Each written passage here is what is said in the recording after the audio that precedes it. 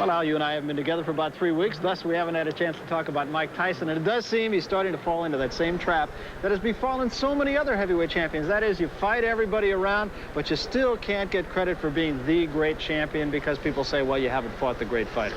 That seems to be a fate that a lot of recent heavyweight champions have had. Larry Holmes suffered from that for a while. In Mike Tyson's case, though, he has literally just about cleaned out the heavyweight division. A couple more fights, and there will be just about no one for him left to fight, with the exception, of course, of Evander Holyfield, who is the man they're building toward. But will the public accept Holyfield, however talented he is, and he is very talented? Will they think of him just as another fighter like Michael Spinks, who stepped up in weight and isn't going to be able to deal with Mike Tyson? We'll find that out, but Mike Tyson is facing the very real possibility that he is just going to run out of paydays pretty soon. Well, one guy who had a very real possibility of stepping into the ring with Mike Tyson until he priced himself right out of it was in action over the weekend. Michael Dokes wasn't fighting Mike Tyson, not quite. He was fighting Wesley Watson, stepping stone fight. Yeah, I'd rather fight Wesley Watson than Mike Tyson any day of the week. In Dokes' case, he showed us in this bout, in what was actually an entertaining bout up to this point, that he's still got the good hand speed. No matter what happens with Michael Dokes, he can put his punches together with power, as that right hand showed, and he kept himself very much in the hunt. And the camouflage trunks of Watson unable to hide from this man. Michael Dokes takes another step. Buddy McGirt and Gary Jacobs brought the curtain down on the Felt Forum. This a match, kind of an elimination match to see who might fight Mark Freeland for his version of the welterweight title. Jacobs, you see him working hard on the inside.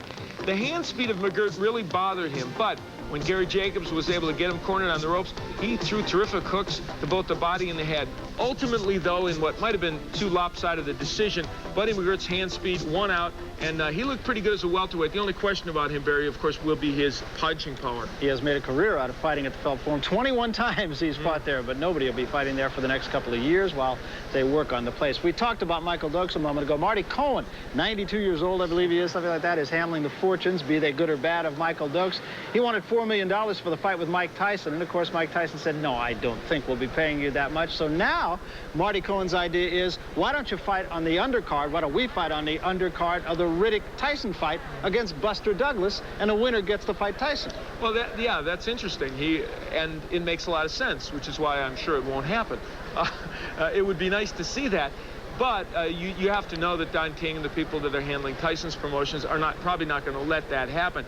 And in truth, Michael Dokes' demands might be looked at as somewhat unreasonable because he did, after all, lose to Evander Holyfield, albeit in a very entertaining and great matchup. So Michael Dokes will hover in there, perhaps for another shot, and maybe it's one that or a shot against Tyson, maybe it's one the public could buy down the road. There are some young fighters, though, on the horizon, speaking of the public buying a fighter down the road, and they're going to be seen on television in the next week. Let's take a look at the guide. A couple of names that I know you will know. Roy Jones Jr., remember him from the Olympic Games? Hard luck story. He will fight Ron Amundsen, fresh back from discovering the South Pole. Sunday, September 3rd. That'll be seen on NBC. It'll be an 8-round fight, incidentally, and we're going to have a triple header next week at Lake Tahoe, Nevada. Should be a good one, I think. Michael Carbajal, there you can make a very good case for the fact he may be the best of the Olympic crop. He fights Jose Luis Herrera, and it doesn't end there. Ray Mercer, he hopes one day to step into the ring with Mike Tyson. He'll fight Dino Holmesy as his next step.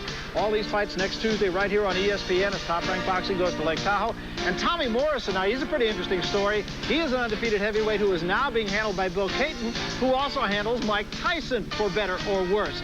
All those fights coming up at Lake Tahoe. Carbajal, Mercer, and Morrison. A lot of names, Al, that you think you might see in the very near future. Well, Tommy Morrison and Ray Mercer, in addition to the alliteration of their last name, share something else in common. The young heavyweights who can punch. Certainly Mercer farther along than Morrison.